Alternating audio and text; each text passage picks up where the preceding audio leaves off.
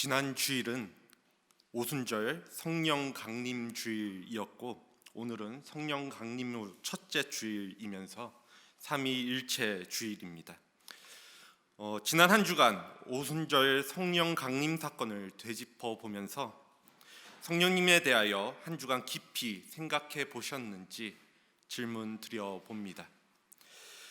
이는 우리가 지난 한 주간 삶 가운데서 성령 받은 자의 삶을 살았는가, 성령님과 함께하는 경험 가운데 한 주간을 살아왔는가 하는 질문입니다. 물론 정도의 차이는 있겠지만 이 질문이 중요한 이유는 그리스도인으로 살아감에 있어서 그 삶 가운데 성령님을 경험하고 살아가고 있는 것인가라는 질문이 중요한 포인트가 되어지기 때문입니다. 지난주 사도행전 2장 말씀을 가지고 나누었던 정 목사님의 설교 가운데서도 말씀되었었지만 성령은 모든 믿는 자들에게 주어지는 것입니다. 즉 믿음을 전제로 하여서 누군가에게는 주어지지 않고 누군가에게는 주어지는 선택적인 것이 아니라는 것입니다. 다만 이것을 내가 예민하게 느끼는가 또는 느끼지 못하는가의 차이는 있겠지만 말입니다.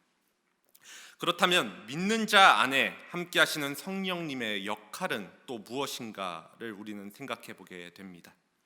이는 단순히 믿는 자들에게 주어진 것이 아니라 믿음의 생활을 하는 데 있어서 우리의 삶 속에서, 우리의 삶 가운데서 직접적으로 또는 간접적으로 성령님이 하시는 역할이 분명하게 있다라는 것이죠.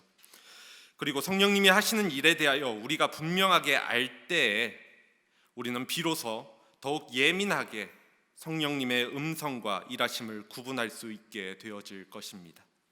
특별히 오늘 본문은 믿는 자들에게 성령님이 어떠한 일을 하시는지에 대하여 예수님께서 제자들에게 말씀하시는 장면입니다. 그렇게 이 시간 이 말씀을 통하여서 내 삶 가운데 역사하시는 성령님의 모습을 함께 나누고 또 알아감으로 스스로를 점검할 수 있는 시간이 되어지기를 간절히 소원합니다. 먼저 요한복음 14장부터 이어져 오는 오늘 본문 말씀은 예수님께서 십자가를 지시고 부활 승천하시기 전에 마지막으로 제자들에게 하신 예수님의 고별 설교입니다. 그리고 특별히 오늘 본문이 포함되어 있는 15장 26절서부터 16장 15절까지에는 성령에 대한 말씀이 나옵니다.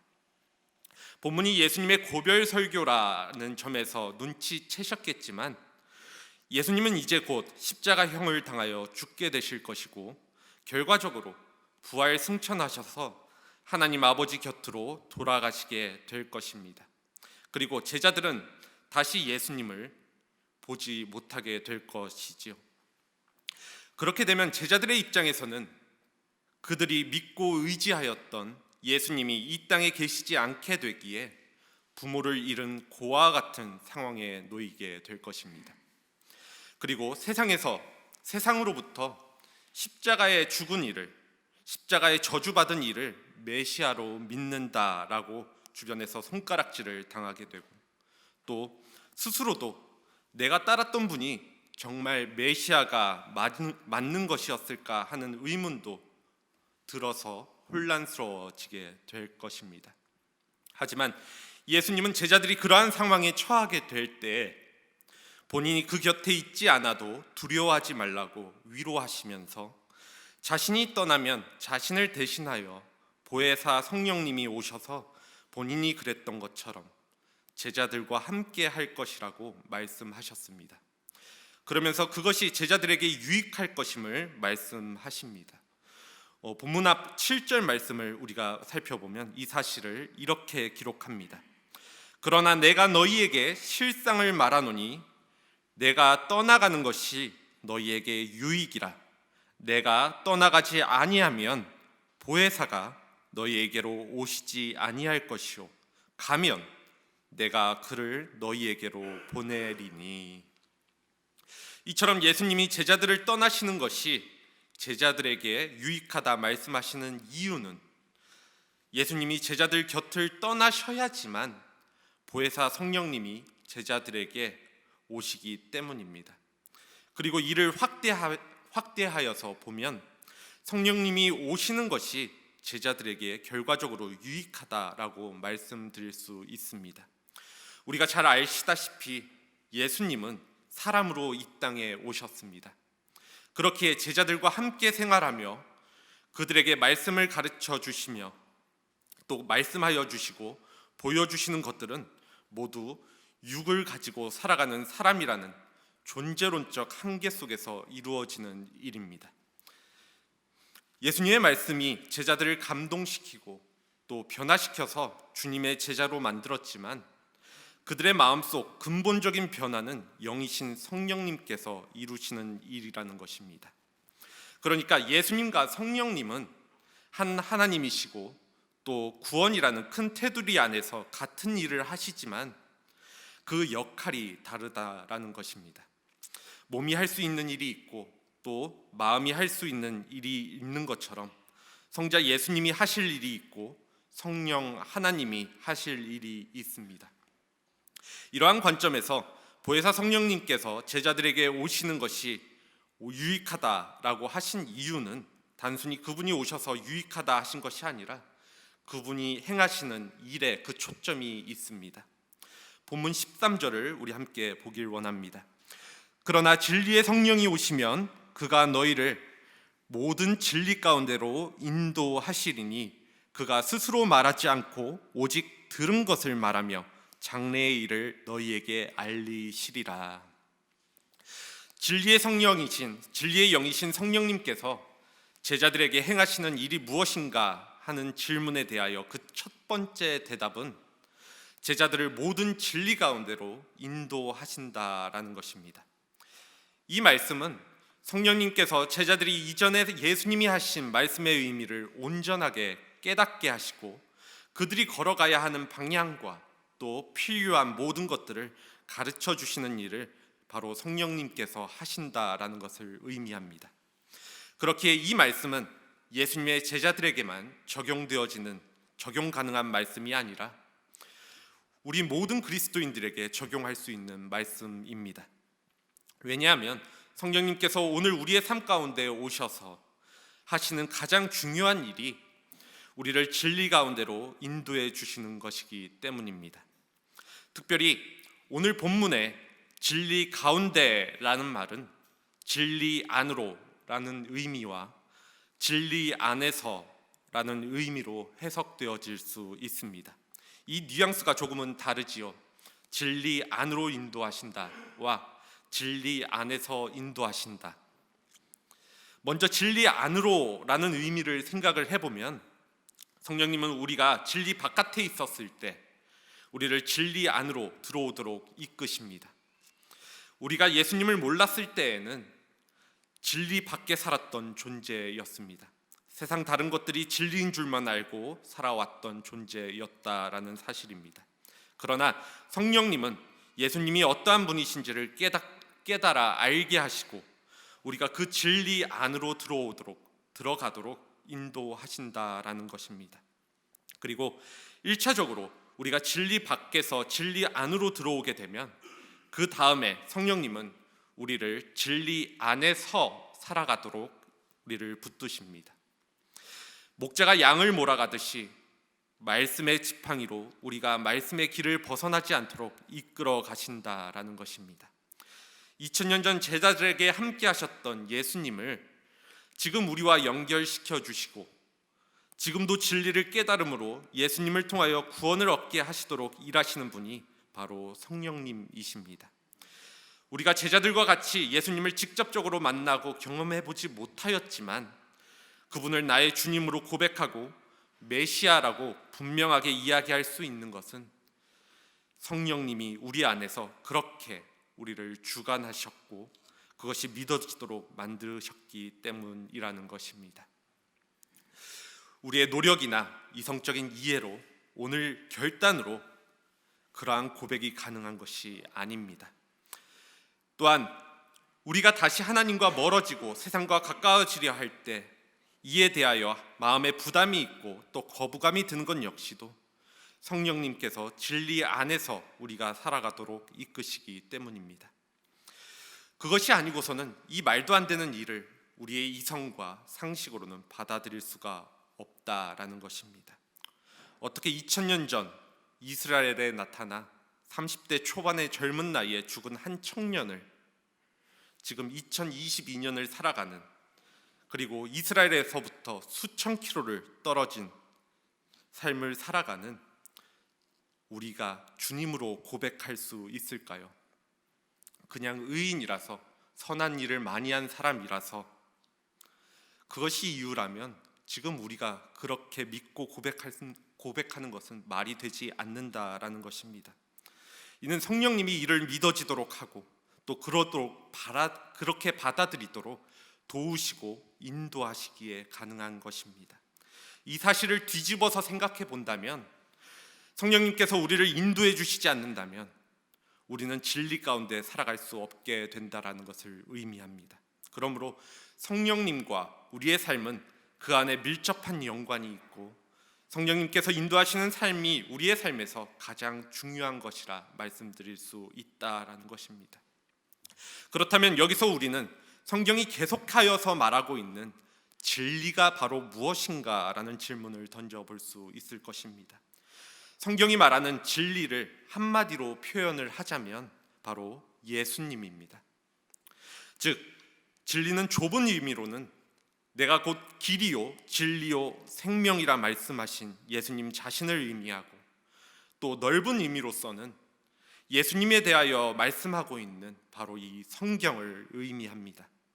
그래서 성령님께서 우리를 진리 가운데로 인도하신다라는 의미의 좁은 개념은 우리가 진리 안으로 들어와 예수님을 믿도록 인도하시며 예수님을 닮아가도록 그 삶을 살아가도록 인도하신다라는 의미입니다. 그리고 성령님께서 우리를 진리 가운데로 인도하신다라는 의미의 넓은 개념은 우리가 성경을 깨달아 삶을 살아감에 있어서 하나님의 말씀을 기준으로 그 진리 안에서 살아가도록 인도해 주신다라는 것을 의미한다라는 것이지요. 그리고 진리의 영이신 성령님이 제자들에게 하시는 일, 그 두 번째는 장래의 일들을 알리시는 것입니다.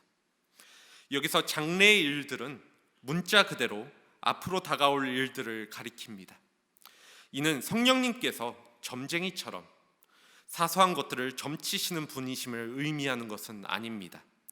기독교 복음은 미래의 심판과 구원, 종말과 예수님의 재림, 천국과 지옥을 빼고서는 생각할 수 없습니다.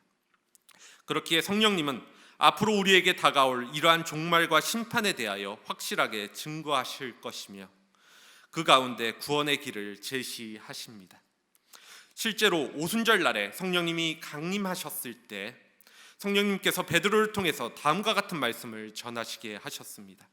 지난주 설교 가운데 나누었던 사도행전 2장 19절에서 21절 말씀입니다. 또 내가 위로 하늘에서는 기사와 아래로 땅에서는 징조를 베풀리니 곧 피와 불과 연기로다. 주의 크고 영화로운 날이 이르기 전에 해가 변하여 어두워지고 달이 변하여 피가 되리라. 누구든지 주의 이름을 부르는 자는 구원을 얻으리라.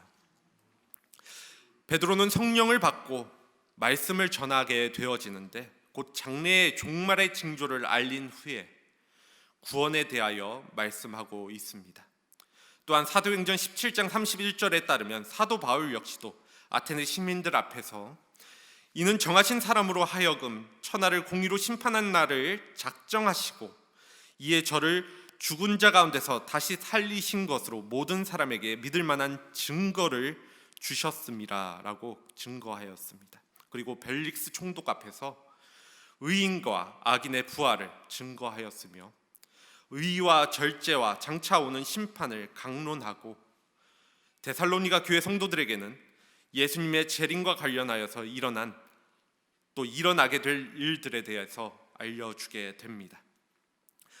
베드로와 바울 그리고 요한계시록을 통하여서 이 세상의 역사와 진행과 종말에 대해서 성령을 통하여서 보고 들은 바 내용을 기록한 사도 요한과 같은 이들이 말하고 있는 이 모든 것들이 예수님의 부활 승천 이후에 성령님이 오셔서 알게 해주시는 장래의 일들입니다.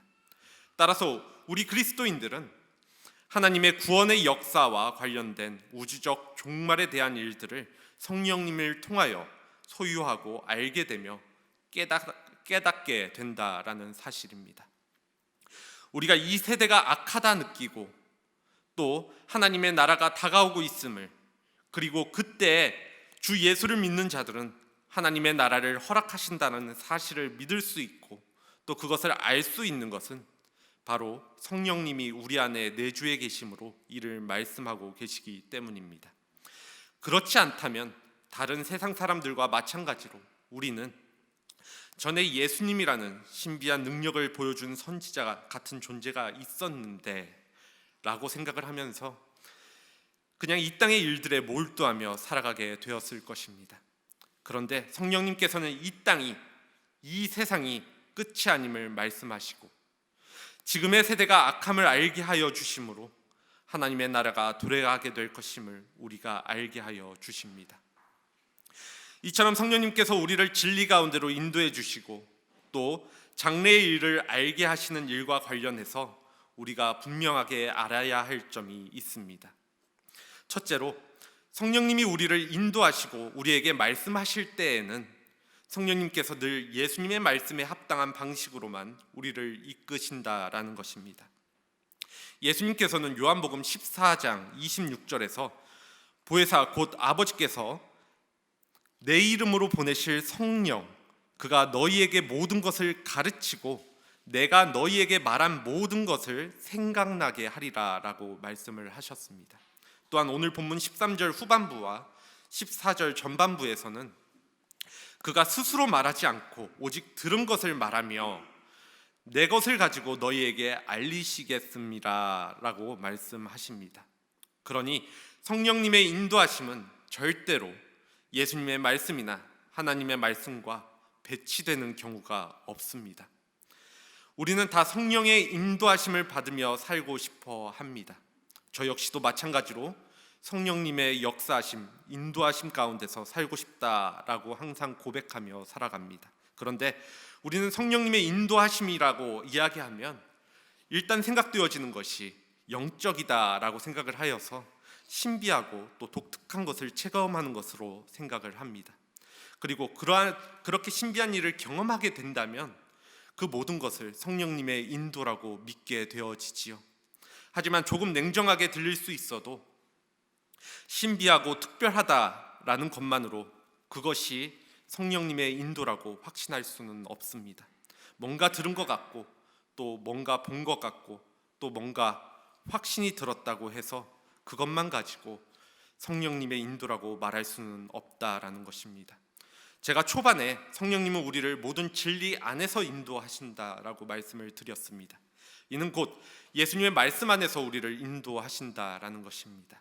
그러니 성령님이 우리를 인도하실 때에는 예수님의 말씀과 일치되게 그리고 예수님의 말씀에 순종하도록 인도하신다라는 뜻이 됩니다.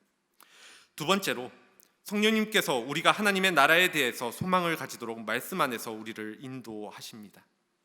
예수님도 그렇게 하셨지요. 예수님께서 이 세상에 오셨을 때, 이 땅에 오셨을 때를 생각해 보면 당시 사람들은 온통 이 세상에 붙들려 있었던 사람들이었습니다. 자신의 출세와 부유함, 그리고 자신들의 조국인 이스라엘이 로마의 압제에서부터 해방되는 일에만 집중하고 생각하고 있었던 사람들이었다라는 것입니다. 당시 유대인들은 하나님을 믿는다고 하면서도 하나님께만 소망을 둔다 말하면서도 하나님과 하나님 나라에 대해서는 거의 마음을 두지 않고 살아가고 있었다라는 것입니다. 그런데 예수님께서는 그러한 세상에 오셔서 회개하라, 천국이 가까이 왔노라 라고 말씀하셨지요. 하나님의 나라가 가까이 왔으니 이제 이 세상이 아니라 하나님의 나라에 초점을 두고 하나님의 나라를 바라보며 살아가라 외치셨다라는 것입니다. 그리고 수많은 이적들을 통하여서 그것을 실제로 증명해 보이셨습니다. 예수님이 부활 승천하시고 이후 제자들에게 성령님이 임하셨을 때 제자들은 비로소 이 말씀의 진정한 의미를 깨달을 수 있었습니다. 그리고 제자들의 눈을 열어 하나님의 나라를 보게 하시고 그 나라를 꿈꾸며 사는 사람들이 되게 해 주셨습니다. 성령님의 역사가 있는 곳에서는 땅만 바라보며 살던 사람들이 하나님의 나라를 바라보며 살아가게 되는 경험을 하게 됩니다. 제자들과 초대교회 사람들은 그렇게 땅이 아니라 하늘에 소망을 두고 하늘의 기준에 맞춰서 살아가게 되었다라는 것입니다. 성령님이 임하셨을 때 그리스도인들이 세상이 감당하지 못할 사람들이 되었다라는 사실은 결코 우연한 일이 아닙니다. 그것은 성령님께서 그리스도인들의 시선과 삶의 중심을 이 땅에서 하나님의 나라로 옮겨 놓았기 때문에 일어날 수밖에 없었던 당연한 결과였습니다. 성령님께서는 장래의 일, 그러니까 하나님 나라에 대한 예수님의 말씀을 우리의 심령에 적용하십니다. 그래서 우리를 땅이 아니라 하나님의 나라에 속한 사람들로 만들고 이 땅이 아니라 하나님 나라 때문에 살아가는 천국 백성이 되게 하신다라는 것입니다. 또한 성령님께서는 우리를 인도하시고 일하실 때 그리스도의 영광을 나타내십니다. 본문 14절은 이렇게 기록하고 있습니다. 그가 내 영광을 나타내리니 내 것을 가지고 너희에게 알리겠음이라. 성령님은 자기의 것을 가지고 자신의 것을 가지고 자기를 전하시는 분이 아니라 그리스도의 것을 가지고 제자들에게 또 믿는 사람들에게 전하시는 분이십니다.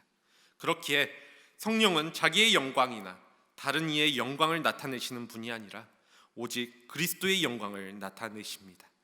따라서 그리스도가 영화롭게 되는 곳은 성령이 역사하고 계시는 곳입니다. 아무리 집회나 교회에서 성령을 말하고 또 뜨거운 분위기에 찬양을 드리며 말씀을 듣는다 할지라도 그 가운데 자신의 영광을 위함으로 그리스도의 영광이 나타나지 않는다면 그것은 참된 성령의 역사라고 말할 수 없습니다. 그렇기에 성령님은 무엇이 바른 성령의 역사인지를 구분할 수 있는 기준을 또 성경 말씀의 참된 의미를 우리에게 깨닫게 만들어주시는 역할을 하고 계시다라는 것이죠. 예수님의 말씀에 따르면 성령님보다 먼저 앞서서 이러한 방식으로 일하신 분이 한 분 더 계셨습니다. 바로 예수님 자신입니다. 요한복음 14장 10절로 되돌아가서 보면 하나님을 보게 해달라는 빌립에게 예수님께서는 나를 보는 것이 하나님을 보는 것이라 하시면서 내가 너희에게 이르는 말은 스스로 하는 것이 아니라 아버지께서 안에 계셔서 그의 일을 하시는 것이라고 말씀을 하셨습니다. 예수님 역시도 예수님의 말씀을 전하시지 않으셨고 하나님 아버지께 들은 것을 그대로 전하셨다라는 것이죠. 그래야 아버지 되시는 하나님을 영화롭게 해드릴 수 있었기 때문입니다. 오늘 성령님도 마찬가지입니다. 성령님께서는 절대로 자기의 것을 가지고 말씀하지 않으십니다. 예수님의 말씀을 가지고 예수님의 말씀을 다시 생각나게 하시고 또 그 말씀을 밝히 조명하게 하여 주십니다. 그리고 그 말씀을 맛보게 하여 주시지요. 그래야만 예수님의 영광이 드러나고 그 영광을 본 사람들이 예수님을 믿고서 예수님을 기쁘게 섬기게 되기 때문입니다. 그러기에 앞서 말씀드린 것처럼 성령님께서 예수님의 것을 가지고 예수님의 영광을 나타내시기 때문에 성령님이 일하시는 곳에서는 반드시 예수님의 영광이 드러나고 예수님이 높임을 받으시게 된다라는 것입니다. 그리고 그러한 예수님은 스스로의 말씀이 아니라 하나님의 말씀을 전하셨습니다.